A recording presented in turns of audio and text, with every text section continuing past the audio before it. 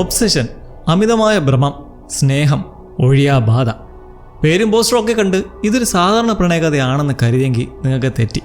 നമ്മൾ മനുഷ്യരിലെ അതിരുവിട്ട ഭ്രമം എത്രത്തോളം ഭയാനകമായി മാറും എന്ന് ഞാൻ പറഞ്ഞു തരട്ടെ. അപ്പോൾ ഒട്ടും സമയം കളയാതെ നമുക്ക് കഥയിലേക്ക് കിടക്കാം. തുടക്കത്തിൽ തന്നെ നമ്മൾ ബെയർ എന്ന പേരുള്ള ഒരു ചെറുപ്പക്കാരനെയാണ് കാണുന്നത്. അവനൊരു റെസ്റ്റോറൻറ്റിൽ ഇരിക്കുകയാണ്. അവൻ്റെ മുഖത്ത് എന്തോ വലിയൊരു കാര്യം പറയാനുള്ള നാണവും ഒപ്പം ചെറിയൊരു പേടിയും സന്തോഷവും എല്ലാം മിന്നി മറിയുന്നുണ്ട്. വളരെ ഇമോഷണലായി അവൻ തന്നെ മനസ്സിലെ വാക്കുകൾ ഇങ്ങനെ പറയുകയാണ്: നിക്കി, ദിവസം മുഴുവൻ എൻ്റെ മനസ്സിൽ നീ മാത്രമാണ്. ഞാൻ കേൾക്കുന്ന ഓരോ പാട്ടിലും നിന്റെ മുഖമാണ് ഞാൻ കാണുന്നത്. ഞാൻ ഈ നാട്ടിലേക്ക് പുതുതായി വന്നപ്പോൾ എന്നോട് ഏറ്റവും നന്നായി സംസാരിച്ച ഒരേ ഒരു വ്യക്തി നീയാണ്. എൻ്റെ അമ്മൂമ്മ മരിച്ചപ്പോൾ പോലും നീ എനിക്ക് താങ്ങായി കൂടെ ഉണ്ടായിരുന്നു. ഇതൊക്കെ കേട്ട് അവൻ എതിർവശത്തിരിക്കുന്ന പെൺകുട്ടി ശരിക്കും ഇംപ്രസ്ഡായി. വാവ്, ഓസം എന്നൊക്കെ പറയുമ്പോൾ പെട്ടെന്ന് ബെയറിൻ്റെ അടുത്തുള്ള മറ്റൊരു വ്യക്തി ഉറക്കെ വിളിച്ച് പറയുന്നു: അയ്യോ, നിർത്ത്. അപ്പോഴാണ് ബെയറിന് താൻ ചെയ്തുകൊണ്ടിരിക്കുന്നതിൻ്റെ ജാള്യത മനസ്സിലാവുന്നത്. അവൻ വളരെ ബുദ്ധിമുട്ടോടെ ക്ഷമ ചോദിക്കുന്നു. സത്യത്തിൽ എന്താണ് ഇവിടെ നടക്കുന്നതെന്ന് വെച്ചാൽ, ബെയർ തനിക്കിഷ്ടമുള്ള നിക്കി എന്ന പെൺകുട്ടിയോട് എങ്ങനെ പ്രപ്പോസ് ചെയ്യണമെന്ന് റിഹേഴ്സൽ ചെയ്യുകയായിരുന്നു. ആ റെസ്റ്റോറൻറ്റിലെ വെയിട്രസ് ആയിരുന്നു അവൻ പ്രപ്പോസ് ചെയ്ത് പരിശീലിച്ച പെൺകുട്ടി. അവിടെ ഇരുന്ന് നിർത്താൻ പറഞ്ഞ വ്യക്തി അയോണാണ്, ബെയറിൻ്റെയും നിക്കിയുടെയും സുഹൃത്ത്. അയോൺ ബെയറിനോട് ചോദിക്കുന്നുണ്ട്: ഇത്രയും ബോറായിട്ടാണോ ആരെങ്കിലും പ്രപ്പോസ് ചെയ്യുന്നത്? എനിക്ക് തന്നെ ഇത് കേട്ട് സഹിക്കാൻ പറ്റുന്നില്ല. അപ്പോൾ പിന്നെ നിക്കിയുടെ അവസ്ഥ ഇനി എന്തായിരിക്കും? ഇത് കേൾക്കുമ്പോൾ ബെയറിൻ്റെ മുഖത്ത് വല്ലാത്തൊരു സങ്കടം കാണാം. ഒരു കാര്യം പറയട്ടെ ചങ്ങായിമാരെ, ഈ പ്രപ്പോസൽ റിഹേഴ്സൽ സീനാണ് ഈ സിനിമയുടെ ഏറ്റവും പ്രധാനപ്പെട്ട പോയിന്റ്. പക്ഷേ ഈ സീൻ്റെ യഥാർത്ഥാർത്ഥം നമുക്ക് മനസ്സിലാകണമെങ്കിൽ കഥയുടെ ക്ലൈമാക്സ് വരെ കാത്തിരിക്കണം. കാരണം ഈ സിനിമയുടെ തുടക്കം തന്നെയാണ് അതിൻ്റെ ഒടുക്കവും. Beginning is the end. ഈ ഒരു സീനിൽ നിന്ന് തന്നെ കഥ എത്രത്തോളം ഡാർക്കാണെന്ന് നിങ്ങൾക്ക് ഊഹിക്കാമല്ലോ. അങ്ങനെ ആ വെയിട്രസ് പോയി കഴിഞ്ഞപ്പോൾ അയോൺ ബെയറിന് ചില ഉപദേശങ്ങൾ നൽകുന്നു. നീ എന്തിനെങ്ങനെ ഓവർ എക്സൈറ്റഡ് ആവുന്നേ? വളരെ കൂളായി റൊമാൻറ്റിക് അവളോട് സംസാരിക്കാൻ ശ്രമിക്കുക. അവളെ ഫ്രീക്കി നിൽക്കുന്നൊക്കെ തമാശയ്ക്ക് വിളിച്ചിട്ട് ഒരു കോഫി കുടിക്കാൻ ക്ഷണിക്കുക. പക്ഷേ ബെയർ വളരെ ഇൻഡോർട്ടായ ഒരു കഥാപാത്രമാണ്. അവൻ പറയുന്നു: അവൾ എന്നെ ഇതൊരു കോഫിക്ക് വിളിച്ചിട്ടില്ല, പിന്നെ ഞാനെങ്ങനെ വിളിക്കാനാ? മാത്രമല്ല, അവളെ ഫ്രീക്കി നിൽക്കുന്നൊക്കെ വിളിക്കുന്നത് അവൾക്ക് ഒട്ടും ഇഷ്ടാവില്ല. ഇതെല്ലാം കേട്ട് അയാൾ അവനെ സമ്മാനിപ്പിക്കുന്നു: നീ അനാവശ്യമായി ഓവർ തിങ്ക് ചെയ്യുകയാണ്. അവൾക്ക് നിന്നോട് ഇഷ്ടമുണ്ടെങ്കിൽ അവളുടെ റിയാക്ഷൻ വേറെ ആയിരിക്കും. അതുകൊണ്ട് ശരിയായ സമയം നോക്കി അവളുടെ കാര്യം അങ്ങ് പറ. അങ്ങനെ ഈ വാക്കുകൾ കേട്ട് ബെയർ കുറച്ചൊന്ന് റിലാക്സ്ഡ് ആവുന്നു. പിന്നെ നമ്മൾ കാണുന്നത് ബെയറിൻ്റെ വീടാണ്. അവൻ മുറി തുറന്ന് കയറുമ്പോൾ അവിടെ ഒരു പൂച്ച കിടന്നുറങ്ങുന്നത് നമ്മൾ കാണുന്നു. ബെയർ പതുക്കെ വന്ന് ആ പൂച്ചയെ സാൻഡി എന്ന് വിളിക്കുന്നു. പക്ഷേ ആ പൂച്ച ഉറങ്ങുകയായിരുന്നില്ല, അത് മരിച്ചു കിടക്കുകയായിരുന്നു. തൻ്റെ പ്രിയപ്പെട്ട പൂച്ചയുടെ മരണം കണ്ട് ബെയർ പൊട്ടിക്കരയുന്നു. സത്യത്തിൽ ആ പൂച്ച മരിച്ചത് അവിടെ വെച്ചിരുന്ന ചില ഗുളികൾ കഴിച്ചിട്ടാണ്. ആ ഗുളികൾ ബെയറിൻ്റെ മരിച്ചുപോയ അമ്മൂമ്മയുടേതായിരുന്നു. ഗുളിക വെച്ചിരുന്ന ഗ്ലാസ് കബോണിൻ്റെ ചില്ല് ലൂസായിരുന്നുകൊണ്ടാണ് പൂച്ചയ്ക്ക് ആ ഗുളികൾ ഇരുന്നിടത്തേക്ക് പോകാൻ കഴിഞ്ഞത്. ബെയർ ആ പൂച്ചയെ അവിടെ നിന്ന് മാറ്റി വീട് മുഴുവൻ വൃത്തിയാക്കിയ ശേഷം വീണ്ടും ഇരുന്ന് കരയാണ്. അപ്പോൾ മച്ചന്മാരെ, ഈ പൂച്ചയും ആ ഗുളികളെയും നിങ്ങൾ നന്നായി ഒന്ന് ഓർത്ത് വയ്ക്കണം. കാരണം ഈ കഥയിൽ ഈ പൂച്ചയ്ക്ക് വളരെ വലിയൊരു റോളുണ്ട്. അത് കഥ മുന്നോട്ട് പോകുമ്പോൾ നിങ്ങൾക്ക് മനസ്സിലാവും. ബെയർ അങ്ങനെ കട്ടിലിരുന്ന് കരഞ്ഞ് സങ്കടം മാറ്റാൻ വേണ്ടി അവൻ ഫോൺ നോക്കുമ്പോൾ നമ്മുടെ നായികയായ നിക്കി അവളുടെ സോഷ്യൽ മീഡിയ അക്കൗണ്ട് നമ്മൾ കാണുന്നു. അവനൊരു ഫോട്ടോസ് നോക്കി അങ്ങനെ ഇരിക്കെ പെട്ടെന്ന് നിക്കിയുടെ ഒരു കോൾ അവന് വരികയാണ്. ബെയർ ഭയങ്കര എക്സൈറ്റ്മെൻറ്റോടെ കോൾ എടുക്കുമ്പോൾ അന്ന് രാത്രി നടക്കുന്ന ട്രിവിയ നൈറ്റ് ക്ലബ് പാർട്ടിക്ക് അവൻ വരുന്നുണ്ടോ എന്ന് അവൾ ചോദിക്കുന്നു. ഈ ട്രിവിയ നൈറ്റ് ക്ലബിനെ കുറിച്ച് മുന്നേ അയോണുമായി സംസാരിച്ചതാണ്. ബെയർ അവിടെ വെച്ച് നിക്കിയോട് ഇഷ്ടം തുറന്നു പറയുന്നതൊക്കെ പറഞ്ഞെങ്കിലും അവൻ അതിനെ എതിർത്തു. കാരണം അവിടെ വെച്ച് പറയുന്നത് ശരിയല്ലെന്ന് പറഞ്ഞിട്ട്. ഇപ്പോൾ ഇങ്ങനെ വിളിക്കുമ്പോൾ തുടക്കത്തിൽ ബെയർ തനിക്ക് വരാൻ പറ്റില്ല എന്ന് പറഞ്ഞ് ഒഴിഞ്ഞു മാറാൻ ശ്രമിക്കുന്നു. അങ്ങനെ സംസാരിച്ചിരിക്കെ പക്ഷേ പെട്ടെന്ന് നിക്കി ഫോണിലൂടെ ഉറക്കെ കരയുന്നു. കാരണം സംസാരിക്കുന്നതിനിടെ അവളുടെ ക്രിസ്റ്റൽ നെക്ലസ് ഡ്രെയിനേജിലേക്ക് അങ്ങ് വീണുപോയി. ഇത് കേട്ട് സങ്കടം വന്ന ബെയർ അവസാനം പാർട്ടിക്ക് വരാൻ സമ്മതിക്കുന്നു. നിക്കി എങ്ങനെയെങ്കിലും ഇംപ്രസ് ചെയ്യണം എന്ന് കരുതി ബെയർ അവൾക്കൊരു പുതിയ മാല വാങ്ങാൻ ഒരു ക്രിസ്റ്റൽ ഷോപ്പിലേക്ക് പോകുന്നു. കടയടയ്ക്കുന്ന സമയത്താണ് അവൻ അവിടെ എത്തുന്നത്. അവിടെയുള്ള സ്ത്രീയോട് അവൻ ക്രിസ്റ്റലുകളെ പറ്റി ചോദിച്ച് ഒരു മാല തിരിഞ്ഞെടുക്കുന്നെങ്കിലും പെട്ടെന്ന് വേണ്ടെന്ന് വയ്ക്കുന്നു. ആ കടക്കാരുടെ പെരുമാറ്റത്തിനെ കുറച്ച് വിചിത്രമായിരുന്നു. കട മുഴുവൻ നോക്കി നടക്കുന്നതിനിടയിൽ പ്രൊമോഷൻ കൊണ്ട് വെച്ചിരിക്കുന്ന ഒരു പ്രത്യേക സാധനം അവൻ്റെ കണ്ണിൽ പെടുന്നു. അതിൻ്റെ പേരായിരുന്നു വൺ വിഷ് വില്ലോ. കാണാൻ തന്നെ ഒരു പ്രത്യേകതരം ഫീൽ തരുന്ന, നമ്മളെ വേറൊരു ഫീലിങ്ങിലേക്ക് കൊണ്ടുപോകുന്ന ഒരു വിചിത്രമായ വസ്തുവായിരുന്നു അത്. സംഭവം പിള്ളേരെ പറ്റിക്കുന്ന പോലത്തെ ഏതാഗ്രഹവും സാധിച്ചിരുന്ന സ്റ്റിക്ക് എന്ന് പറഞ്ഞിട്ടുള്ള ഒരു സംഭവമാണത്. ബെയർ അതിൽ ആകർഷകനാകുന്നു. അതൊരു തമാശയ്ക്ക് വാങ്ങാം എന്നവൻ തീരുമാനിക്കുന്നു. ആ ബോക്സിന് മുകളിൽ ഇങ്ങനെ എഴുതിയിട്ടുണ്ടായിരുന്നു: നിങ്ങൾക്ക് ഒരേ ഒരു ആഗ്രഹം മാത്രമേ ചോദിക്കാൻ സാധിക്കൂ. ഈ ബോക്സിനുള്ളിൽ ഇരിക്കുന്ന വില്ലോ മരത്തിൻ്റെ കമ്പ് കയ്യിലെടുത്ത് നിങ്ങളുടെ ആഗ്രഹം പറയുക. അതിനുശേഷം ആ കമ്പ് ഒടിക്കുക. നിങ്ങളുടെ ആഗ്രഹം സഫലമാകും. ഇതിനിടെ ചിരിച്ചുകൊണ്ട് ബെയർ ആ സാധനം വാങ്ങി ബില്ല് കൊടുക്കാൻ ചെല്ലുമ്പോൾ ആ കടക്കാരി ഒരു കാര്യം പറയുന്നു: ഒരുപാട് ആളുകൾ ഈ സാധനം വാങ്ങിയ ശേഷം പരാതിയുമായി തിരിച്ചു വരാറുണ്ട്. നിങ്ങളതുപോലൊന്നും വരില്ലല്ലോ അല്ലേ? ബെയർ ചോദിക്കുന്നു. അതെന്താ, ഇത് വർക്കാവാത്തതുകൊണ്ടാണോ? അതോ ഇത് വർക്ക് അവരുടെ ജീവിതം കാണാൻ തകർന്നുകൊണ്ടാണോ? ഈ ചോദ്യത്തിന് ആ സ്ത്രീ വ്യക്തമായൊരു മറുപടി കൊടുക്കുന്നില്ല. അത് ബെയറിനെ കുറച്ചൊന്ന് കൺഫ്യൂഷനിലാക്കുന്നുണ്ടെങ്കിലും അവനത് വാങ്ങി നേരെ ആ പാർട്ടി നടക്കുന്ന പബ്ബിലേക്ക് പോകുന്നു. പബ്ബിൽ വെച്ചാണ് ഈ ഒരു കഥയിലെ പ്രധാന സുഹൃത്തുക്കളുടെ ഗ്യാങ്ങിനെ നമ്മൾ കാണുന്നത്. അയോൺ, നിക്കി, സാറ എന്നിവരും അവിടെയുണ്ട്. നിക്കി സാറയും ചേർന്ന് എന്തൊക്കെയാ കാണാൻ സംസാരിച്ചുകൊണ്ടിരിക്കുമ്പോൾ ബെയർ അയോണിനെ നോക്കി സാറ അവിടെ നിന്ന് മാറ്റാനായിട്ട് ആംഗ്യം കാണിക്കുന്നുണ്ട്. കാരണം അവന് നിക്കിയോട് തനിച്ച് സംസാരിക്കണം. പക്ഷെ അയോണാകട്ടെ അവിടെ നിന്ന് മാറ്റാതെ എന്തൊക്കെയോ കൊണ്ട് ആംഗ്യം കാണിച്ചുകൊണ്ടിരിക്കുന്നു. ഇത് കണ്ട് നിക്കി കളിയാക്കി ചിരിക്കുന്നുണ്ട്. കുറച്ച് കഴിഞ്ഞ് നിക്കി ഡ്രിങ്ക്സ് എടുക്കാൻ പോകുമ്പോൾ ബെയർ അവളുടെ കൂടെ പോകുന്നു. അവിടെ വെച്ച് അവർ ഒരുപാട് നേരം സംസാരിക്കുകയും ചിരിക്കുകയും ചെയ്യുന്നുണ്ട്. നിക്കി വളരെ നല്ലൊരു പെൺകുട്ടിയാണ്. കാരണം അവൾ ബെയറിനെ കൊണ്ട് അവിടെ പൈസ ഒന്നും ചിലവാക്കിക്കുന്നില്ല. സംസാരത്തിനിടയിൽ പലതവണ തൻ്റെ പ്രണയം തുറന്നു പറയാൻ ബെയർ ശ്രമിക്കുന്നുണ്ടെങ്കിലും ഓരോ തവണയും എന്തെങ്കിലുമൊക്കെ തടസ്സങ്ങൾ വന്നുകൊണ്ടിരുന്നു. എല്ലാം തുറന്നു പറയാൻ ബെയർ ഒരു ദീർഘനിശ്വാസം എടുക്കുമ്പോഴേക്കും അയാളും സാറയും അവിടേക്ക് വരുന്നു. സാറ നിർത്താതെ സംസാരിക്കുന്ന കണ്ട് ബെയറിന് ശരിക്കും ദേഷ്യം വരുന്നുണ്ട്. പിന്നീട് അവരെല്ലാം ഓരോ ഗ്ലാസ് എടുത്തിട്ട് സാൻഡി അവൻ്റെ മരിച്ച പൂച്ചയുടെ ഓർമ്മയ്ക്ക് ടോസ്റ്റ് ചെയ്യുന്നു. അതിനുശേഷം അയാളും നിക്കിയും കുറിച്ച് മാറി നിൽക്കുമ്പോൾ സാറ ബെയറിനോട് സാൻഡിയെക്കുറിച്ച് ചോദിക്കുകയും സാൻഡി മരിച്ചുപോയി എന്ന് കേൾക്കുമ്പോൾ അവൾ വളരെ ആത്മാർത്ഥമായി അവനെ കെട്ടിപ്പിടിച്ച് ആശ്വസിപ്പിക്കുകയും ചെയ്യുന്നുണ്ട്. പാർട്ടി കഴിഞ്ഞ് എല്ലാവരും പുറത്തേക്ക് വരുമ്പോൾ നിക്കി അവരുടെ കയ്യിൽ നിന്ന് കുറച്ച് കാശ് മേടിച്ചിട്ട് അവിടെ ഒരു ഭവനരഹിതയായ മനുഷ്യന് കൊടുക്കുന്നത് നമ്മൾ കാണുന്നു. ഇതെല്ലാം സംഭവം എന്താണെന്ന് വെച്ചാൽ നിക്കിയുടെ നല്ല മനസ്സുകൊണ്ട് ബെയർ അവളിൽ കൂടുതൽ വീണു പോവുകയാണ്. അവിടെ നിന്ന് എല്ലാവരും പിരിയുമ്പോൾ ബെയർ തൻ്റെ കാറിൽ നിക്കിയെ വീട്ടിൽ ഡ്രോപ്പ് ചെയ്യാമെന്ന് പറയുന്നു. ഇത് കേൾക്കുമ്പോൾ ആണിൻ്റെ മുഖം വല്ലാതെ മാറുന്നുണ്ട്. അവൻ പറയുന്നു, നിന്റെ പെണ്ണിനെ സൂക്ഷിച്ചു കൊണ്ടുപോ. നിക്കി ഇത് കേട്ട് നിർത്തണമെന്ന് പറഞ്ഞ് അങ്ങനെ കയറി പോവുകയാണ്. കാറിലെ യാത്രക്കിടയിൽ നിക്കി ഒരു പ്രധാനപ്പെട്ട കാര്യം പറയുന്നു.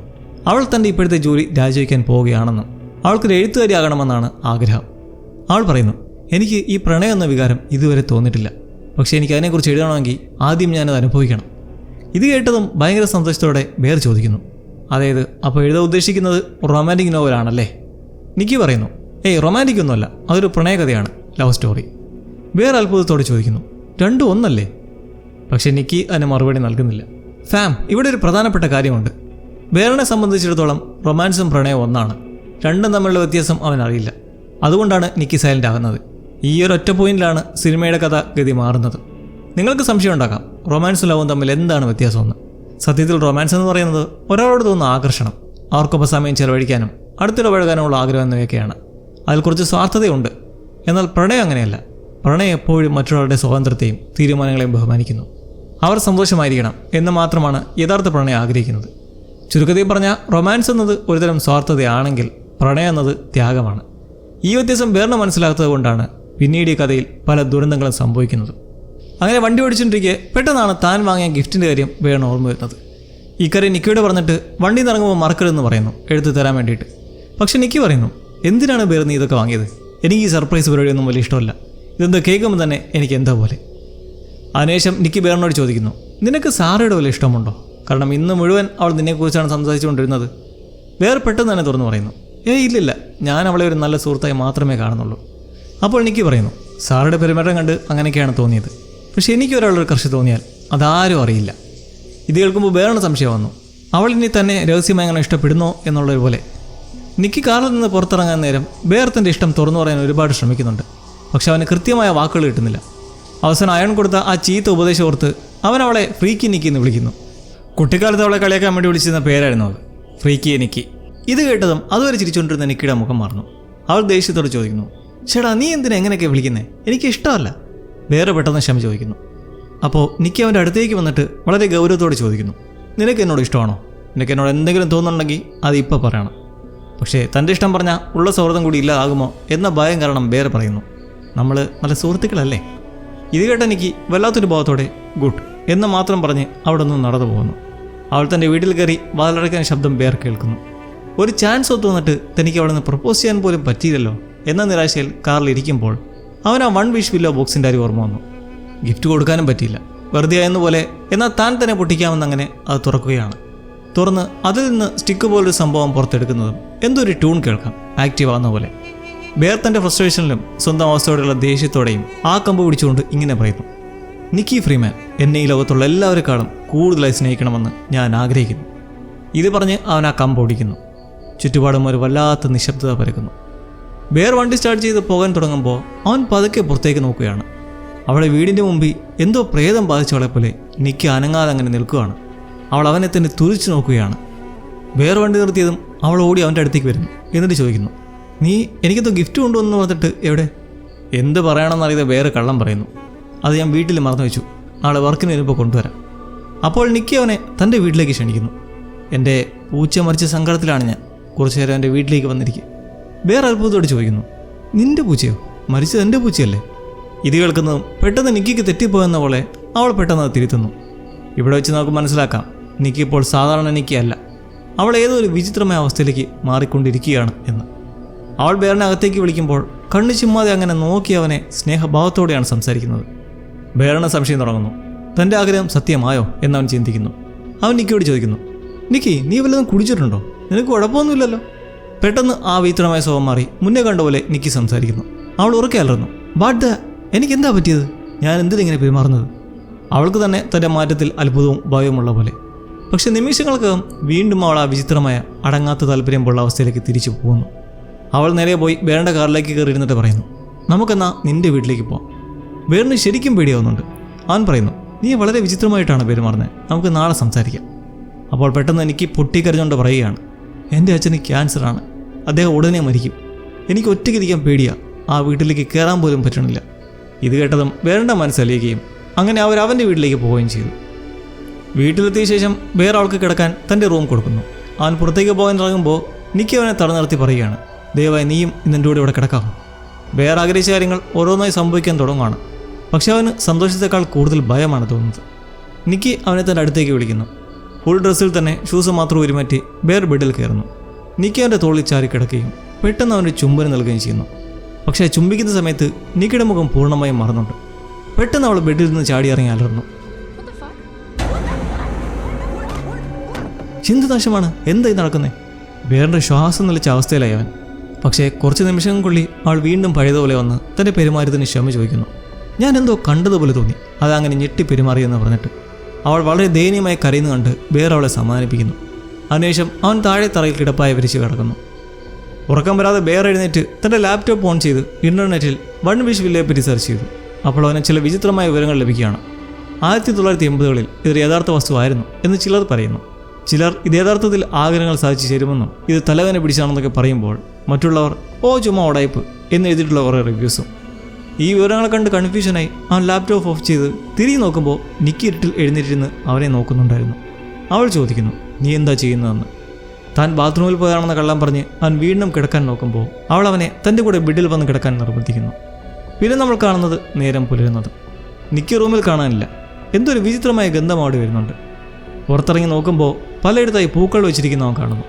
മുന്നേ ഗാർബേജ് ബാഗിലാക്കിയ തൻ്റെ മരിച്ച പൂച്ചയെടുത്ത് നിക്കി ഒരു ചെറിയ സ്മാരകം പോലൊന്ന് ഒരുക്കി വെച്ചിരിക്കുകയാണ്. പൂച്ചയുടെ ശരീരത്തിന് ചുറ്റും തുണി വിരിച്ച് മെഴുകുതിരികൾ കത്തിച്ചു വെച്ച് അവൾ അവിടെ നിൽക്കുന്നു. നിക്കിക്ക് ബേറിനോടുള്ള പ്രണയം ഒരു അപകടകരമായ തരത്തിലേക്ക് മാറിക്കൊണ്ടിരിക്കുകയാണ്. അവൾ ഒട്ടും നോർമലായിരുന്നില്ല. എന്നിട്ടും ബേർ ഇതെല്ലാം കണ്ടില്ലെന്ന് നടിക്കുകയാണ്. കഥ ഒരു ഡാർക്ക് സൈക്കോ മൂഡിലേക്ക് മാറുവാണ്. അവർ രണ്ടുപേരും ഒരുമിച്ച് കാസൽസ് മ്യൂസിക് തങ്ങളെല്ലാവരും ജോലി ചെയ്യുന്ന സ്ഥലത്തേക്ക് വരുന്നത് കണ്ട് അയോൺ ശരിക്കും ഞെട്ടുന്നുണ്ട്. അവർ തമ്മിൽ സംസാരിക്കുമ്പോഴും നിക്കി കണ്ണെടുക്കാതെ ബേറിനെ തന്നെ നോക്കി നിൽക്കുകയാണ്. നിക്കിയുടെ അച്ഛന് ക്യാൻസർ ആണെന്ന് പറഞ്ഞതും തലേദിവസം വിചിത്രമായി പെരുമാറിയതേക്കുറിച്ചും പെട്ടെന്ന് റൊമാൻറ്റിക് ആയതേക്കുറിച്ചുമെല്ലാം സംസാരിച്ച് അവൾക്ക് മാനസികമായി നല്ല ബുദ്ധിമുട്ടുണ്ടെന്ന് അയനെ അറിയിക്കുന്നു. ഈ സീനിൽ നിങ്ങൾ ശ്രദ്ധിച്ചാൽ മനസ്സിലാകും, അയണിൻ്റെ പിന്നിലായി ഒരു കറുത്ത നിഴൽ കാണാം. അതുപോലെ ബേറിൻ്റെ കാഴ്ചപ്പാടിൽ സീൻ കുറച്ച് ഡാർക്കാണ്. അതായത് തനിക്ക് ചുറ്റും നടക്കുന്നത് സത്യമാണോ മിഥ്യയാണോ എന്ന സംശയം അവനുണ്ട്. എന്നാൽ അയാൾ പ്രതിനിധീകരിക്കുന്നത് സമൂഹത്തെയാണ്. സമൂഹത്തിൻ്റെ കണ്ണിൽ നിക്കി അവനെ സ്നേഹിക്കുന്നു എന്നാണ് കാണിക്കുന്നത്. ജോലി കഴിഞ്ഞ് തിരിച്ചു പോകുമ്പോൾ ഇത്തവണ നിക്കി തന്നോടൊപ്പം വരാൻ നിൽക്കുകയാണോ എന്നുള്ള സംശയത്തിൽ അവൻ സ്നേഹത്തോടെ ഇന്ന് വേറെ ഇത്തിരി പരിപാടി ഉണ്ടെന്ന് പറയുന്നു. എന്നാൽ നിക്കിയും താനിന്ന് വേറെ പോവുകയാണെന്ന് പറഞ്ഞ് പോവുകയാണ്. അങ്ങനെ വീട്ടിലെത്തിയ ബേർ അയണുമായി ഫോണിൽ സംസാരിക്കുന്നു. നിക്കിയുടെ വിചിത്രമായ പെരുമാറ്റവും അവൾക്കെന്തോ മാനസിക പ്രശ്നമുണ്ടെന്ന് സംബന്ധിച്ച്. അപ്പോൾ ജനലിലൂടെ ആരോ നോക്കിയിട്ട് വന്ന് കഥയിൽ മുട്ടുവാണ്. അവൻ കോൾ കട്ട് ചെയ്ത് ഡോർ തുറക്കുമ്പോൾ ചുവന്ന ഡ്രസ്സിട്ട് നിക്കി അവിടെ നിൽക്കുന്നു. ചുവപ്പ് നിറ എപ്പോഴും അപകടത്തിൻ്റെ സൂചനയാണല്ലോ. കഴിഞ്ഞ രാത്രിയിലെ സംഭവങ്ങൾക്ക് അവൾ വീണ്ടും ക്ഷമ ചോദിക്കുന്നു. പക്ഷേ ആ ഒരു ഡാർക്ക് ലൈറ്റിങ്ങിൽ അവളുടെ മുഖഭാവം കണ്ട നമ്മുടെ ചോര ഉറഞ്ഞു പോകും. ഒരുതരം പൈശാചികമായ ഭാവമായിരുന്നു അവൾക്ക്. ബാക്ക്ഗ്രൗണ്ടിൽ എപ്പോഴും ഒരു ഡിസ്റ്റർബിംഗ് ആയ റേഡിയോകളിൽ സൗണ്ട് കേൾക്കാം. നിക്കി താൻ തലേദിവസം അങ്ങനെയൊക്കെ പെരുമാറിയത് താൻ MDMA യൂസ് ചെയ്തുകൊണ്ടായിരുന്നെന്ന് അതിൽ ക്ഷമ ചോദിച്ചുകൊണ്ട് ഒടുവിൽ അവിടെ മധുര മനോഹരമായ ഒരു നിമിഷം അരങ്ങേറുകയാണ്. അവൾ തൻ്റെ പ്രണയം ബേറിനോട് തുറന്നു പറയുന്നു. ക്രഷ് തോന്നിയ പെണ്ണ് തന്നെ നേരിട്ട് വന്ന് IW എന്ന് പറഞ്ഞിരിക്കുകയാണ്. അവൻ്റെ സന്തോഷം പറയാനുണ്ടോ? അങ്ങനെ ലൈഫ് മാറുന്നു. ചിത്രശലഭങ്ങളും പൂക്കളും. അവർ രണ്ടുപേരും ഒന്നിച്ച് സമയം ചെലവഴിക്കുന്ന, ജോലി സ്ഥലത്ത് ഒരുമിച്ച് നിൽക്കുന്ന, ഡിന്നർ കഴിക്കുന്ന, സിനിമ കാണുന്ന ദൃശ്യങ്ങൾ നിക്കി അവനെ എത്രത്തോളം സ്നേഹിക്കുന്നു എന്ന് ആ സീനുകളിലൂടെ വ്യക്തമാകുന്നു. പക്ഷേ അവരുടെ സുഹൃത്തുക്കൾക്ക് ഈ പെട്ടെന്നുള്ള മാറ്റം വലിയ അത്ഭുതമായിരുന്നു. അങ്ങനെ അവർ ഒരു ഡൈനറിൽ ഡേറ്റിങ്ങിന് വന്നിരുന്ന് ഇരുവരും പരസ്പരം വാതോരാതെ സ്നേഹത്തോടെ സംസാരിച്ചുകൊണ്ടിരിക്കുമ്പോൾ അയോൺ ബെയറിനെ ഫോണിൽ വിളിക്കുന്നു. അവൻ കോളെടുക്കാൻ മടിക്കുന്നുണ്ടെങ്കിലും നിരന്തരം വിളിച്ചപ്പോൾ അവൻ അറ്റൻഡ് ചെയ്യുന്നു. അയോൺ വളരെ ഞെട്ടിപ്പിക്കുന്ന ഒരു സത്യം അവനോട് പറയുകയാണ്. നിക്കിയുടെ അച്ഛന് യാതൊരു കുഴപ്പമില്ല, അയാൾക്ക് ക്യാൻസർ ഇല്ല, അവൾ നിന്നോട് കള്ളം പറഞ്ഞതാണ്. അതുമാത്രമല്ല, മുൻപൊരിക്കൽ നിക്കി സാറയോട് സംസാരിക്കുമ്പോൾ അവൾക്ക് നിന്നെ ഒരു സഹോദരനെ പോലെ മാത്രമേ കാണാൻ പറ്റൂ എന്നാണ് പറഞ്ഞത് എന്നും അയാൾ കൂട്ടിച്ചേർത്തു. ഇത് കേട്ടതോടെ ബെയറിൻ്റെ തലച്ചോറ് മരവിച്ചു പോകുന്നു. അവനൊരു കാര്യം വ്യക്തമായി, ഇപ്പോൾ നടക്കുന്ന ഈ പ്രണയം യഥാർത്ഥമല്ല. താൻ ആഗ്രഹിച്ചുകൊണ്ട് മാത്രം ആ വില്ലോ മരക്കമ്പിൻ്റെ മാന്ത്രിക ശക്തി കൊണ്ട് മാത്രം സംഭവിക്കുന്നതാണ്. ഈ സത്യം മനസ്സിലായി ബെയർ തിരികെ വന്നിരിക്കുമ്പോൾ നിക്കി അവനൊരു ഗിഫ്റ്റ് നൽകുന്നു, ഒരു ടൈഗർ ഐ സ്റ്റോൺ. അവൾ പറയുന്നു, ഇത് എൻ്റെ അമ്മൂമ്മ എൻ്റെ അമ്മയ്ക്ക് കൊടുത്തയാ, അമ്മ എനിക്ക് തന്നു, ഇപ്പോൾ ഞാനിത് നിനക്ക് നൽകുക. ബെയർ അത്ഭുതത്തോടെ ചോദിക്കുന്നു, നീ എന്തിനാണ് ഇതൊക്കെ എനിക്ക് തരുന്നത്? ഇതിന് അവളുടെ മറുപടി, നീ ഇല്ലാതെ എനിക്ക് ജീവിക്കാൻ കഴിയില്ല, ഞാൻ നിന്നെ അത്രമാത്രം സ്നേഹിക്കുന്നു. ഇത് കേട്ട ബെയർ ഒന്ന് ചോദിക്കുവാണ്, നീ എന്നെ ഈ ലോകത്തുള്ള ആരെക്കാലം സ്നേഹിക്കുന്നുണ്ടോ? സംഭവം അവൻ ഊട്ടിയുറപ്പിക്കാൻ വേണ്ടിയാണ് മുന്നേ പറഞ്ഞ ആ ഒരു വിഷിൻ്റെ അത്ഭുത യാഥാർത്ഥ്യം തന്നെയാണോ ഇതെന്ന്. ആണെന്ന് പറയുന്നതിന് പിറകെ അടുത്ത ചോദ്യം, നിന്റെ അച്ഛന് ശരിക്കും ക്യാൻസർ ആണോ? പെട്ടെന്ന് അവളുടെ മുഖഭാവം അസാധാരണമാവും വിധം മാറുന്നു. ആൾ വളരെ പതുക്കെ ഒരു റോബോട്ടിനെ പോലെ സംസാരിക്കാൻ തുടങ്ങുന്നു. നമ്മൾ നല്ലൊരു ഡേറ്റിങ്ങിന് വന്നിട്ട് ഇങ്ങനെ എന്തിനാ ചോദിക്കുന്നതെന്ന് നമ്മൾ ഉച്ചത്തിൽ ഇമോഷണലായി സംസാരിക്കുവാണ്. ഇത് കണ്ടുപോയെന്ന ബെയർ പെട്ടെന്ന് ക്ഷമ ചോദിച്ച് സംസാരം മാറ്റുന്നു. ഇവിടെ എനിക്ക് മാത്രമാണോ ഗെറ്റ് ഔട്ട് ഓർമ്മ വന്നത്? അതോ എല്ലാവർക്കും ആ ഒരു സീൻ ഓർമ്മ വന്നോ?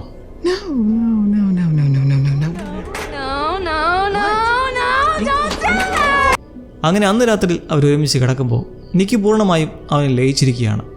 ബെയറിന് സത്യം അറിയാം, അവൾക്ക് തന്നോട് യഥാർത്ഥത്തിൽ സ്നേഹമില്ല എന്ന്. എന്നിട്ടും തൻ്റെ ആഗ്രഹം സഫലമായതിൻ്റെ സന്തോഷത്തിൽ അവനെ തുടരാൻ തന്നെ തീരുമാനിക്കുന്നു. ഈ സ്വാർത്ഥമായ തീരുമാനമാണ് പിന്നീടുള്ള വലിയ ദുരന്തങ്ങൾക്ക് കാരണമാകുന്നത്. രാത്രി പെട്ടെന്ന് ബെയർ ഉറക്കമുണരുന്നു. സമയം കൃത്യം 3:45. നിക്കിയെ അവിടെ എങ്ങും കാണാനില്ല, ചുറ്റും ഇരുട്ടാണ്. അവൻ നോക്കുമ്പോൾ റൂമിൻ്റെ ഒരു മൂലയിൽ ആരോ പതുങ്ങിയിരിക്കുന്ന പോലെ തോന്നുന്നു. അവൻ സൂക്ഷിച്ചു നോക്കുമ്പോൾ നിക്കിയുടെ ശബ്ദം കേൾക്കുന്നു. ഓ, ശരിക്കും നെഞ്ചിടിപ്പ് കൂട്ടുന്ന ഒരു സീനാണിത്. നിക്കി ബെയറിൻ്റെ സ്വെറ്റർ ഇട്ടുകൊണ്ട് ആ മൂലയിൽ നിന്ന് പതുക്കെ പുറത്തേക്ക് വരുന്നു. അവൻ ചോദിക്കുന്നു, നീ എന്താ എൻ്റെ സ്വെറ്ററൊക്കെ ഇട്ടുകൊണ്ട് ഇപ്പോൾ അവിടെ ചെയ്യുന്നേ? അവൾ പറയുന്നതോ, ഇതിന് നിൻ്റെ ഗന്ധമാണ്, നീ ഉറങ്ങിക്കിടക്കുന്ന കാണാൻ നല്ല രസമാണ്. എന്നിട്ട് അവൾ വീണ്ടും ആ ഇരുട്ടിലേക്ക് തന്നെ മറന്നു. പെട്ടെന്നൊരു വല്ലാത്ത നിശബ്ദത. അവൻ ഭയത്തോടെ നോക്കുമ്പോൾ പെട്ടെന്ന് നിക്കിയുടെ മുഖം വളരെ വികൃതമായി മാറി. അവൾ അലർന്നു. എനിക്ക് തോന്നുന്നു നീ എന്നെ ഞാൻ സ്നേഹിക്കുന്നത്ര സ്നേഹിക്കുന്നില്ല എന്ന്. ആ അലർച്ചയിൽ അവളുടെ മുഖം ഒരു മനുഷ്യൻ്റേതുപോലെയല്ല തോന്നിയത്. പെട്ടെന്ന് അവൾ വീണ്ടും ശാന്തിയായി വന്ന് അവനോട് ഉറങ്ങാൻ പറയുന്നു. വേറാകട്ടെ ഭയന്ന് നിറച്ച് പുതപ്പൂടി കിടക്കുവാണ്. എന്നിട്ട് സമ്മാനമില്ല. പെട്ടെന്ന് എനിക്ക് നിർത്തത കരയാൻ തുടങ്ങുന്നു. അവൻ പേടിച്ച് എഴുന്നേറ്റ് നോക്കുമ്പോൾ അവളെ അവിടെ കാണാനില്ല. ഉടൻ തന്നെ ഒരു പൂപാത്രം കൊണ്ട് മുഖം മറിച്ച് അവളൊരു വിചിത്രമായ രീതിയിൽ നടന്നു വന്ന് അവൻ്റെ മുന്നിൽ അങ്ങനെ നിൽക്കുവാണ്. അവൾ ആ പൂപാത്രം അവൻ്റെ തലയ്ക്കടിക്കുമോ എന്ന് ഭയന്ന് ബെയർ വിറയ്ക്കുന്നു. പക്ഷേ അവളതവിടെ വെച്ചിട്ട് ഇത് സാൻഡിക്ക് വേണ്ടി എന്ന് പറഞ്ഞ് അവൻ്റെ കൂടെ വന്ന് കിടക്കുന്നു. പേടിച്ച് മൂത്രമൊഴിക്കാൻ ബാത്റൂമിലേക്ക് പോകാൻ ശ്രമിക്കുന്ന ബെയറിനെ നോക്കി അവൾ പെട്ടെന്ന് ഭയങ്കരമായി അലർന്നു. അവൻ അവിടെ തന്നെ തറഞ്ഞു പോകുന്നു. പിറ്റേന്ന് രാവിലെ ഓഫീസിലേക്ക് പോകാനൊരുങ്ങുന്ന ബെയർ കണ്ണാടിയിൽ നോക്കി ഞെട്ടുകയാണ്. അവൻ്റെ മുടി ആരോ ക്രോപ്പ് ചെയ്തിരിക്കുന്നു. അവൻ ദേഷ്യത്തോടെ നിക്കിയോട് ചോദിക്കുന്നു, നീയാണോ എൻ്റെ മുടി മുറിച്ചത്? അപ്പോൾ അവളുടെ മുഖം വീണ്ടും വികൃതമായി മാറാൻ തുടങ്ങുന്നുണ്ട്. ബെയർ ഭയന്ന് പതുക്കെ പറയുന്നു, പ്ലീസ് ഇനി അങ്ങനെ ചെയ്യരുത്. ഈ ഒരു സമയത്ത് ആൾ വളരെ സന്തോഷത്തോടെ അവനൊരു ലഞ്ച് ബോക്സ് കൊടുക്കുകയാണ്. ബെയർ ആകട്ടെ പേടിച്ചിട്ട് വിചിത്രമായൊരു ചിരിയും ചിരിച്ചുകൊണ്ടത് വാങ്ങുന്നു. അവൻ പുറത്തേക്ക് പോകാൻ ഇറങ്ങുമ്പോൾ നിക്കി പറയുന്നു, ഇന്ന് നിനക്ക് വീട്ടിലിരുന്നൂടെ? എനിക്ക് നിന്നെ നല്ലോണം മിസ് ചെയ്യും. അവനത് മൈൻഡ് ചെയ്യാതെ വേഗം പുറത്തേക്ക് നടക്കുമ്പോൾ അവൻ്റെ കണ്ണ് തള്ളിപ്പോവാണ്. വാതിൽ മുഴുവൻ ടേപ്പ് വെച്ച് ഒട്ടിച്ചു വെച്ചിരിക്കുന്നു. അവൾ അവനെ പുറത്തു പോകാൻ അനുവദിക്കാത്ത തരത്തിൽ വാതിൽ അടച്ചിരിക്കുകയാണ്. ഒരു വിധം കഷ്ടപ്പെട്ട് അവൻ വാതിൽ തുറന്ന് പുറത്തേക്ക് ഓടുന്നു. ഇടയ്ക്ക് നിക്കി പറയുന്നുണ്ട്, ഉയ്യോ വാതിൽ തുറക്കാൻ പറ്റുന്നില്ലേ, എങ്കിൽ ഇന്ന് പോകണ്ട, നമുക്കിവിടെ ഒരുമിച്ചിരിക്കാം. ഇതൊന്നും ശ്രദ്ധിക്കാതെ അവൻ വെപ്രാളപ്പെട്ടിറങ്ങി പോകുമ്പോൾ അപ്പോഴും ആ ഒരു വിചിത്രമായ ചിരിയോടെ നിക്കി അവിടെ തന്നെ അനങ്ങാതെ നിൽക്കുകയായിരുന്നു. നിന്നങ്ങ് പെടുക്കുകയും ചെയ്തു. ഈ സീൻ്റെ യഥാർത്ഥ അർത്ഥം എന്താണെന്ന് വെച്ചാൽ, ബെയർ ചെയ്ത ആഗ്രഹം കാരണം നിക്കിക്ക് അവളുടെ ഫ്രീ വിൽ അഥവാ സ്വന്തം തീരുമാനങ്ങൾ എടുക്കാനുള്ള കഴിവ് നഷ്ടപ്പെട്ടു. ആരോ കൈവശം കൊടുത്ത പോലെ അവൾക്ക് ബെയറില്ലാതെ ജീവിക്കാൻ പറ്റാത്ത അവസ്ഥയായി. ഓഫീസിലെത്തിയ ബെയർ വളരെ സങ്കടത്തോടെ ഇരിക്കുവാണ്. അവൻ നിക്കി കൊടുത്ത ലഞ്ച് ബോക്സ് തുറക്കുമ്പോൾ അതിൽ ചില ഫോട്ടോകൾ കാണുന്നു. ഒന്നിൽ നീ എന്നും മറ്റൊന്നിൽ അവർ രണ്ടുപേരും നിൽക്കുന്നതിൽ ഞാനല്ല എന്നും എഴുതിയിരുന്നു. പെട്ടെന്ന് സാറ അവിടേക്ക് വരുന്നു. അവൾ അവനോട് സംസാരിക്കുന്നതിനിടയിൽ ആ ലഞ്ച് ബോക്സിലെ സാൻഡ്വിച്ച് എടുത്ത് നോക്കുന്നു. അതിൽ നിക്കി എഴുതിയൊരു സ്റ്റിക്കി നോട്ട് ഉണ്ടായിരുന്നു. സാർ അതിലെന്താണ് എഴുതിയിരിക്കുന്നത് വായിക്കുന്നു. അത് കേട്ടതും ബെയറിൻ്റെ തലച്ചോറിലൂടെ ഒരു മിന്നൽ കടന്നുപോയി. അവൻ കഴിച്ചുകൊണ്ടിരുന്ന സാൻഡ്വിച്ചിലെ മാംസം യഥാർത്ഥത്തിൽ മരിച്ചുപോയ അവൻ്റെ പൂച്ചയായ സാൻഡിയുടേതായിരുന്നു. കാര്യങ്ങൾ പൂർണ്ണമായും കൈവിട്ട് വരികയാണെന്ന് ബെയറിന് വീണ്ടും മനസ്സിലാവുന്നു. ജോലി കഴിഞ്ഞ് വരുമ്പോൾ അയൺ അവനോടൊപ്പം കാറിൽ കയറുന്നു. അയൺ കാറിലിരുന്ന് മുഴുവൻ സമയം നിക്കി കുറ്റം പറയുകയാണ്. മുന്നൊരിക്കൽ അവൻ മെൻ്റൽ ബ്രേക്ക് ഡൗൺ ഉണ്ടെന്ന് പറഞ്ഞിട്ട് ഇപ്പോൾ ഇങ്ങനെ രണ്ടുപേരും ഭയങ്കര അറ്റാച്ച്ഡ് ആയതെക്കുറിച്ചും അവളുടെ അച്ഛന് ക്യാൻസർ ആണെന്ന് കള്ളം പറഞ്ഞതിനെക്കുറിച്ചുമല്ല. ഇത് കേട്ട് ബെയറിന് നല്ല ദേഷ്യം വരുന്നുണ്ട്. അവനാകട്ടെ അവൾക്ക് ഇപ്പോൾ ഒരു കുഴപ്പമില്ലാത്ത രീതിയിലാണ് സംസാരിക്കുന്നത്. തുടർന്ന് അയൺ അവനെ അന്ന് രാത്രി നടക്കുന്ന ഒരു കൊച്ചു പാർട്ടിയിലേക്ക് പങ്കെടുക്കാനും നിക്കിയെ കൂട്ടണമെന്നും പറയുന്നു. വീട്ടിലെത്തി കാർ നിർത്തിയ ബെയർ ഭയത്തോടെ ആ വൺ വിഷ് വില്ലോയുടെ കസ്റ്റമർ കെയർ നമ്പറിലേക്ക് വിളിക്കുന്നു. വളരെ മടുപ്പുള്ളൊരു ശബ്ദത്തിലാണ് അങ്ങേ തലയ്ക്കലായി ഒരാൾ സംസാരിക്കുന്നത്. ബെയറിൻ്റെ ചോദ്യം, ഞാൻ ചോദിച്ച ആഗ്രഹം എനിക്ക് മാറ്റാൻ പറ്റുമോ? അയാൾ പറയുന്നു, അത് സാധിക്കില്ല, വേണമെങ്കിൽ ആഗ്രഹം പൂർണ്ണമായും റദ്ദാക്കാം. ബെയർ തൻ്റെ സംശയങ്ങൾ തുടരുകയാണ്. ഇതൊക്കെ ശരിക്കും സത്യമാണോ?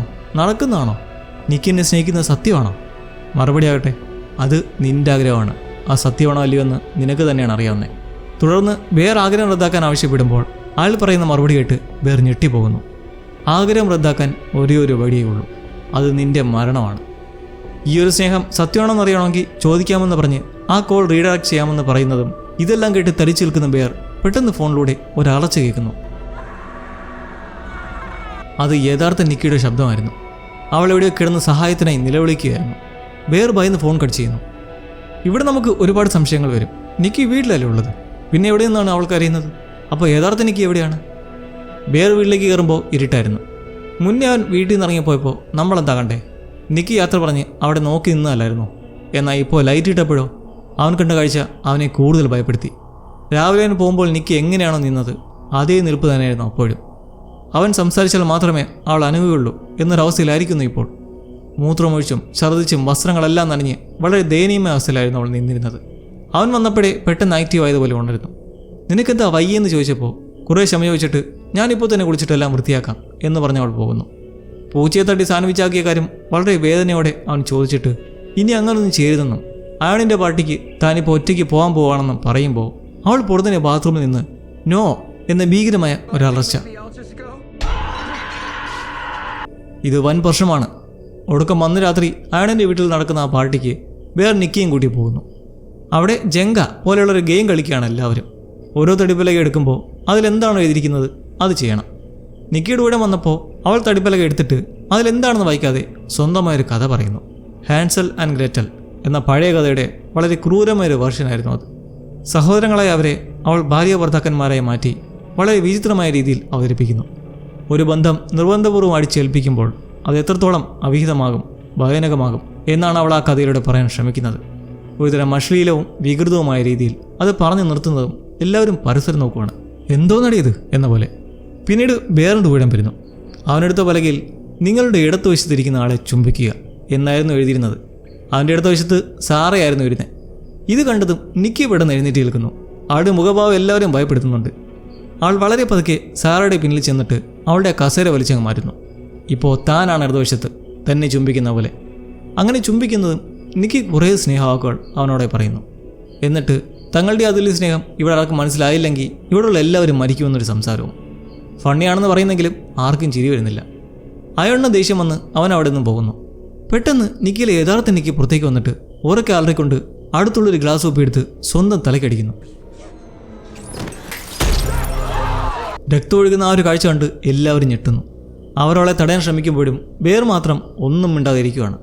അവൻ അവളോടുള്ള സഹതാപത്തേക്കാൾ കൂടുതൽ മറ്റുള്ളവരുടെ മുന്നിൽ വെച്ച് തനിക്ക് നാണക്കേട് ഉണ്ടാക്കിയല്ലോ എന്ന ചിന്തയായിരുന്നു. അവൻ്റെ സ്വാർത്ഥത വീണ്ടും അവിടെ കാണാം. വീട്ടിലെത്തിയ ശേഷം ബെയർ അവളോട് ദേഷ്യപ്പെടുന്നു. നീ പഴയതുപോലെ സാധാരണ എനിക്കായി പെരുമാറണം എന്നവൻ പറയുന്നു. അപ്പോൾ അവളാകട്ടെ വളരെ ഭയാനകമായൊരു ചിരിയോടെ പറയുന്നു, ഏത് ലോകത്തായാലും ഏത് ജന്മത്തിലായാലും ഞാൻ നിന്നെ സ്നേഹിക്കും. ഇത് കേട്ട് കുറച്ച് സമാനം വന്ന് ബെയറും ഞാനും നിന്നെ സ്നേഹിക്കുന്നു എന്നങ്ങനെ പറയുകയാണ്. പെട്ടെന്ന് നിക്കി വീത്രമായി പുറകോട്ട് നടന്ന് വാതിലിനടുത്തേക്ക് നിൽക്കുന്നു. ഇതെല്ലാം കണ്ട് പേടിച്ച് ബെയർ താൻ പാർട്ടിക്ക് തന്നെ പോവുകയാണെന്നും നാളെ തിരിച്ചു വരുള്ളൂന്നും അറിയിക്കുമ്പോൾ അവൾ പറയുന്നു, പോണോ, അതാ കുഴപ്പമില്ല, പൊയ്ക്കോ. ഇന്ന് രാത്രി നീ എൻ്റെ കൂടെ കിടന്നില്ലെങ്കിൽ ഞാൻ മരിക്കും. പേടിച്ചു പോയ ബെയർ അവളോടൊപ്പം കിടക്കാൻ നിർബന്ധിതനാകുന്നു. രാത്രി കിടക്കുമ്പോൾ സാറയുടെ ഒരു മെസ്സേജ് ബെയറിന് വരുന്നു, പെട്ടെന്ന് കാണണം എന്ന് പറഞ്ഞിട്ട്. അവനിപ്പോൾ പറ്റാത്ത അവസ്ഥയെന്ന് പറഞ്ഞിട്ടും അവൾ ഒഴിയാൻ പറ്റില്ല. ബെയർ പെയ്യെ എഴുന്നേറ്റ് നടക്കാൻ ശ്രമിക്കുമ്പോൾ നിക്കി സംസാരിക്കാൻ തുടങ്ങുന്നു. പക്ഷെ ഇത്തവണ അത് യഥാർത്ഥ നിക്കിയായിരുന്നു. വളരെ ക്ഷീണിച്ച സ്വരത്തിൽ അവൾ യാചിക്കുന്നു, ദയവായി എന്നെ കൊന്നു തരുമോ? അവളിപ്പോൾ ഉറങ്ങുകയാണ്, സംസാരിക്കുന്നത് ഞാനാണ്. എന്നെ കൊന്ന് ഈ നരകത്തിൽ നിന്ന് നിന്നെ രക്ഷിക്കൂ. ഇത് കേട്ട് ബേർ ചോദിക്കുന്നു, എൻ്റെ കൂടെ ജീവിക്കാൻ നിനക്ക് എന്താ ഇത്ര ബുദ്ധിമുട്ട്? അവളാകട്ടെ കരഞ്ഞുകൊണ്ട് പറയുന്നതോ, ഞാൻ ഒരിക്കലും നിൻ്റെ കൂടെ ജീവിക്കാൻ ആഗ്രഹിച്ചിട്ടില്ല.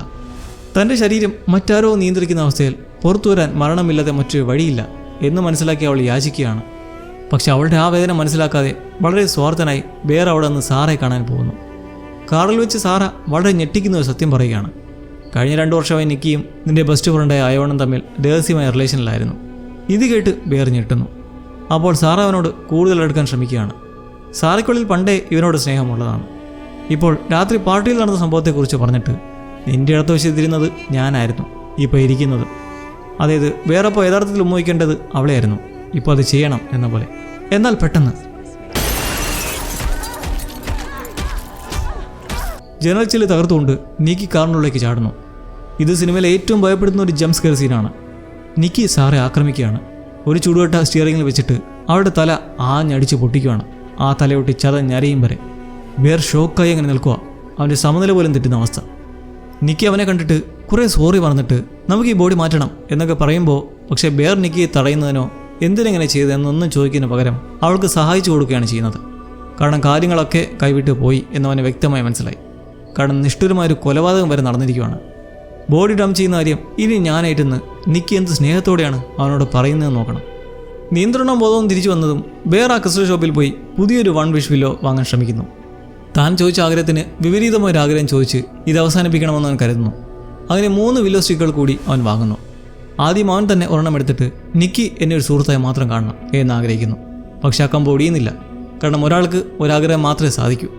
പിന്നീട് അവൻ അയണിൻ്റെ അടുത്തേക്ക് പോയി അവനോടൊരാഗ്രഹം ചോദിക്കാൻ പറയുന്നു. നിക്കിക്ക് പഴയതുപോലെയാകാൻ വേണ്ടി എന്തെങ്കിലും ചോദിപ്പിക്കാമെന്ന് കരുതി കൊണ്ടുകൊടുത്തതാണ്. അതും ഇക്കാര്യങ്ങളെല്ലാം സത്യമാണെന്ന് അവനെ വിശ്വസിപ്പിക്കുമ്പോൾ, എന്നാൽ അയോൺ ഇതെല്ലാം വെറുതെ എന്ന പോലെ വിശ്വസിക്കാതെ നിന്ന് പറയുന്നു, എനിക്കൊരു $1 ബില്യൺ വേണം. പെട്ടെന്ന് ആ മുറി മുഴുവൻ പണത്തിൻ്റെ മഴ. അയൺ സന്തോഷം കൊണ്ട് അതിശയിക്കുവാണ്. തൻ്റെ സുഹൃത്ത് പോലും തന്നെ ചതിച്ചു എന്ന സങ്കടത്തിൽ ബേർ വീട്ടിലേക്ക് പോകുന്നു. വീട്ടിലേക്ക് എത്തുമ്പോൾ വളരെ ഭയാനകമായൊരു കാഴ്ചയാണ് അവൻ കാണുന്നത്. നിക്കി സാറയുടെ നഗ്നമായ മൃതദേഹം ഒരു കസയിൽ എഴുതിയിരിക്കുന്നു. അവൾ സാറയുടെ ഡ്രസ്സിട്ട് സാറയുടെ ശരീരത്തിലുണ്ടായിരുന്ന ടാറ്റുകളെല്ലാം സ്വന്തം ശരീരത്തിൽ വരച്ചു വെച്ചിരിക്കുന്നു. പൂർണ്ണമായും ഭ്രാന്ത് പിടിച്ച അവസ്ഥയിൽ അവൾ ബേറിനോട് ചോദിക്കുന്നു, നീ എന്താ എന്നെ സ്നേഹിക്കാത്തത്? അവൾ വീണ്ടും ബാധ കയറിയ പോലെ ഒച്ചപ്പാടെടുത്ത് ഓരോന്ന് പുലമ്പുന്നതും പെട്ടെന്ന് അയാൾ ബേർ പറഞ്ഞ കാര്യങ്ങൾ വിശ്വസിച്ച് അവിടേക്ക് എത്തുന്നു. എന്നാൽ അവനെ കണ്ടപാടെ നിക്കി ഒരൊറ്റ ഷോട്ട് അവനെ വെടിവെച്ച് കൊല്ലുന്നു. ഇനി രക്ഷയില്ലെന്ന് മനസ്സിലാക്കിയ ബേർ അവളെ സമാനിപ്പിക്കാൻ ഞാനിത് സ്നേഹിക്കുന്നു എന്നുറക്കെ പറയുന്നു. അവൾ ശാന്തിയാകുമ്പോൾ അവളുടെ കയ്യിൽ നിന്ന് ആ തോക്ക് വാങ്ങി ബാത്റൂമിലേക്ക് കയറി വാതിൽ അടയ്ക്കുകയാണ്. പുറത്തെനിക്ക് വാതിൽ തകർക്കാൻ ശ്രമിക്കുന്നു. ഇതിനെല്ലാം ഒരു അവസാനം തൻ്റെ മരണം മാത്രമാണെന്ന് മനസ്സിലാക്കി ബേർ സ്വയം വെടിവെക്കാൻ ശ്രമിക്കുന്നു. പക്ഷെ അവൻ അതിനുള്ള ധൈര്യം ഉണ്ടായിരുന്നില്ല. പെട്ടെന്ന് അവൻ ആ കണ്ണാടിക്ക് താഴെ ഇരിക്കുന്ന തൻ്റെ അമ്മൂമ്മയുടെ ഗുളികൾ കാണുന്നു. സിനിമയുടെ തുടക്കത്തിൽ നമ്മൾ കണ്ട അതേ ഗുളികകൾ. തൻ്റെ പൂച്ച സാൻഡി മരണപ്പെട്ട പോലെ ബേർ ആ ഗുളികൾ മുഴുവൻ വിഴുങ്ങുകയാണ്. നിക്കിയെ രക്ഷിക്കാനായി അവൻ സ്വന്തം ജീവൻ ത്യജിക്കാൻ തീരുമാനിച്ചെന്ന് നമുക്ക് തോന്നും. പക്ഷെ കുറച്ച് നിമിഷങ്ങൾക്കുള്ളിൽ അവനെ ശ്രദ്ധിച്ചു കളയാൻ ശ്രമിക്കുന്നു. മരണഭയം അവനെ വീണ്ടും സ്വാർത്ഥനാക്കുകയാണ്. പക്ഷെ അപ്പോഴേക്കും പുറത്ത് മറ്റൊരു വില്ലോ സ്റ്റിക്ക് കുടിയുന്ന ശബ്ദം കേൾക്കുന്നു. അതെ, ഇത്തവണ നിക്കി ഒരാഗ്രഹം ചോദിച്ചിരിക്കുന്നു. ബേർ എന്നെ സ്നേഹിക്കണം. പെട്ടെന്ന് ബേറിൻ്റെ കണ്ണുകളുടെ ഭാവം മാറുന്നു. അവൻ്റെ മയക്കത്തിലാണെങ്കിലും വളരെ ഊർജ്ജസ്വലൻ അവൻ ശ്രമിച്ച് വാതിൽ തുറന്ന് പുറത്തേക്ക് വരുന്നു. രണ്ടുപേരും രക്തത്തിൽ കുളിച്ച് നിൽക്കുകയാണെങ്കിലും അവർ പരസ്പരം സ്നേഹത്തോടെ നോക്കുകയാണ്. അവർ ചുംബിക്കാനടുത്തേക്ക് വരുമ്പോൾ പെട്ടെന്ന് ബേർ താഴേക്ക് വീഴുകയാണ്. അവൻ കഴിച്ച ഗുളികൾ പ്രവർത്തിക്കാൻ തുടങ്ങിയിരുന്നു. നിക്കി അവനെ കെട്ടിപ്പിടിച്ച് കരഞ്ഞുകൊണ്ടേയിരിക്കെ ബേർ അവളുടെ കൈകൾ കിടന്ന് മരിക്കുന്നു. ബേർ മരിച്ചോടെ അവൻ ചോദിച്ച ആഗ്രഹം അവസാനിക്കുകയാണ്. ശാപം മാറുന്നു. നിക്കി ആകട്ടെ സ്നേഹത്തിൻ്റെ പുറത്ത് സ്വയം വെടിവെച്ച് മരിക്കാൻ തുടങ്ങുന്ന ആ ഒരു നിമിഷം യഥാർത്ഥ നിക്കി തിരികെ വരുന്നു. അവൾ കണ്ണുറന്ന് നോക്കുമ്പോൾ ചുറ്റും തൻ്റെ 3 സുഹൃത്തുക്കളുടെയും മൃതദേഹങ്ങൾ. മുറി മുഴുവൻ രക്തം, ശരീരത്തിൽ മൊത്തം മുറിവ്. എന്താണ് സംഭവിച്ചതെന്ന് മനസ്സിലാകാതെ അവൾ പൊട്ടിക്കരയുവാണ്. കഥയുടെ തുടക്കത്തിൽ പൂച്ച മരിച്ചപ്പോൾ ബേർ കരയുന്ന പോലെ അവസാനം നിക്കി കരഞ്ഞുകൊണ്ട് ഈ ഒരു കഥ അവസാനിക്കുന്നു. ഹോ, വല്ലാത്തൊരു അനുഭവം അല്ലേ? ഒബ്സഷൻ അഥവാ ഒരാളുടെ അമിതമായ ഭ്രമം ലിമിറ്റ് ക്രോസ് ചെയ്താൽ അത് എത്രത്തോളം അപകടകരമാകും എന്നാണ് ഈ ഒരു സിനിമ കാണിച്ചു തരുന്നത്. ഈ സിനിമയിൽ ശരിക്കും ആരാണ് വില്ലൻ? ബേറാണ് ഈ സിനിമയിലെ യഥാർത്ഥ വില്ലൻ. അവൻ്റെ സ്വാർത്ഥതയാണ് എല്ലാവരുടെയും മരണത്തിന് കാരണമായത്. അയോണും സാറയും പോലും സ്വാർത്ഥരായിരുന്നു. ഈ സിനിമയിലെ ഓരോരു വിക്ടിം നിക്കിയാണ്. പലർക്കും സംശയം വരാം, നിക്കിയുടെ ശരീരത്തിൽ ഏതെങ്കിലും പ്രേതം കയറിയതാണോ എന്ന്. എന്നാൽ ഉദ്ദേശിക്കുന്നതല്ല. ഒരു വ്യക്തിയുടെ ഫ്രീ വിൽ, സ്വതന്ത്രമായ തീരുമാനങ്ങൾ എടുക്കാനുള്ള കഴിവ് നമ്മൾ ബലമായി മാറ്റാൻ ശ്രമിക്കുമ്പോൾ ആ വ്യക്തിയുടെ വ്യക്തിത്വം തന്നെ ഇല്ലാതാകുന്നു. നിക്കിയുടെ യഥാർത്ഥ വ്യക്തിത്വം നശിപ്പിക്കപ്പെട്ടതാണ് നമ്മൾ കണ്ടത്. പ്രണയം ഒരിക്കലും ബലമായി പിടിച്ചു പോകാൻ കഴിയില്ല. അങ്ങനെ ചെയ്താൽ അതൊരു വ്യക്തിയെ പൂർണ്ണമായും നശിപ്പിക്കും. അതാണ് ഈ സിനിമ തരുന്ന സന്ദേശം. ഈ കാലഘട്ടത്തിലെ പല കാര്യങ്ങളും ഈ സിനിമയെ ബന്ധിപ്പിക്കാൻ കഴിയും. ഒരാളെ സ്റ്റാക്ക് ചെയ്യുക, റിജക്ഷൻ പിടിച്ച് ജീവിക്കുക, ഇമോഷണലായി മറ്റൊരാളെ പൂർണ്ണമായും ആശ്രയിക്കുക, ഇതൊക്കെ ഇന്നത്തെ സമൂഹത്തിൽ നമ്മൾ കാണുന്നതാണ്. എന്തിനൊരു ലിമിറ്റുണ്ട്, അത് കഴിഞ്ഞാൽ എല്ലാം അപകടമാണ്. അപ്പോൾ ഒബ്സഷൻ എന്ന ബ്ലാസ്റ്റ് സംഭവം ഇതാണ്. പുതിയൊരു അടിപൊളി എക്സ്പീരിയൻസുമായി ഞാൻ ഉടനെ വരും. അതുവരെ ബൈ.